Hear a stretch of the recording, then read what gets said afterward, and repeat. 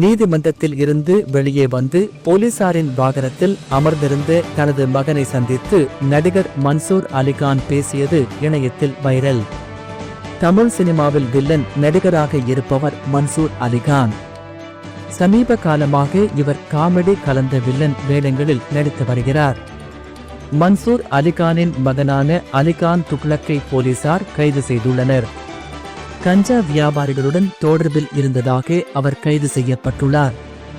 கடந்த சில நாட்களுக்கு முன்னர் போதைப் பொருள் பயன்படுத்தியதாக சென்னை திருமங்கலம் போலீசார் 10க்கும் மேற்பட்ட கல்லூரி மாணவர்களை கைது செய்தனர். அவர்களிடம் ஓபியம், கஞ்சா, போதை மாத்திரைகள் உள்பட பல்வேறு போதைப் பொருள்கள் அவர்களிடம் பறிமுதல் செய்யப்பட்டது.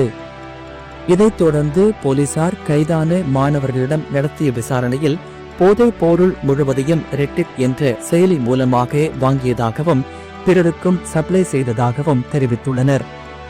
கைதான அனைவரும் அம்பத்தூரில் உள்ள நீதிமன்றத்தில் ஆஜர்படுத்தப்பட்ட நிலையில் அனைவருக்கும் 15 நாட்கள் நீதிமன்ற காவல் அளித்து நீதிபதி உத்தரவிட்டுள்ளார்.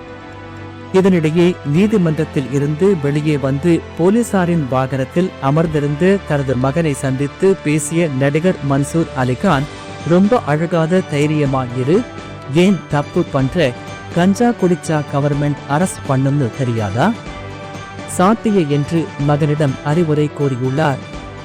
இந்த வீடியோ பதிவு தற்போது வைரலாகி வருகிறது.